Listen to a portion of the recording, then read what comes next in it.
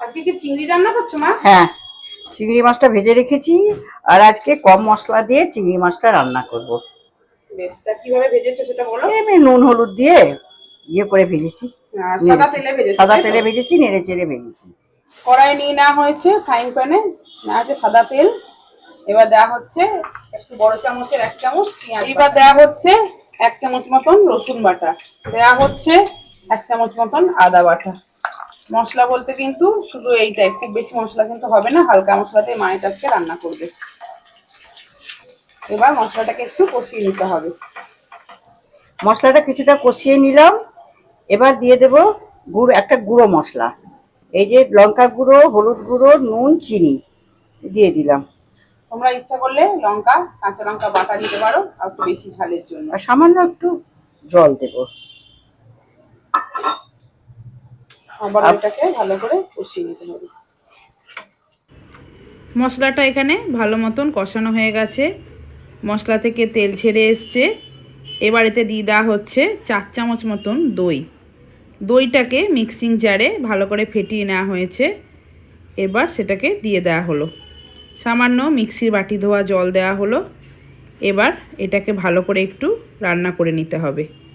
দইটা দিয়ে বেশ কিছুক্ষণ রান্না করে নিতে হবে। এইবার আগে থেকে ভেজে রাখা চিংড়িগুলো এর মধ্যে দিয়ে দেওয়া হলো।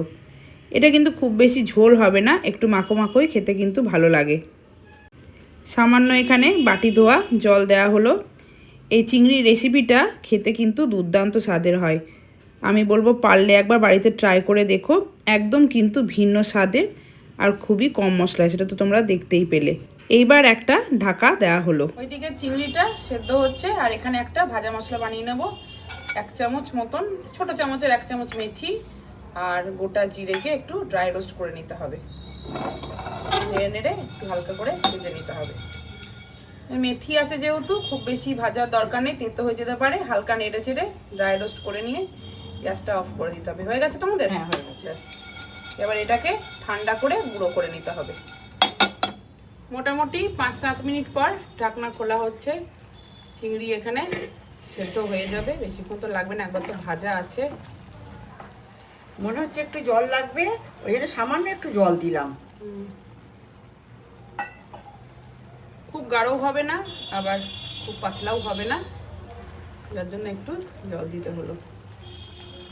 খেতে কিন্তু দারুণ হয়, একবার করে দেখো। এটা কিন্তু মা ফ্রাই করে, তো অনেকেই বলেছিলেন রেসিপিটা শেয়ার করার জন্য, তাই শেয়ার করলাম। এইবার যে মশলাটা ড্রাই রোস্ট করে গুঁড়ো করা ছিল সেটা এবার ওপর থেকে দিয়ে দেওয়া হলো। খুবই ভালো টেস্ট হয়। এবার মশলা দিয়ে নেড়ে চেড়ে নিয়ে গ্যাস অফ করে দিতে হবে। হয়ে গেছে তোমার? হ্যাঁ, একদম হয়ে গেল। তৈরি হয়ে গেল কম মশলায় চিংড়ি মাছ রান্না।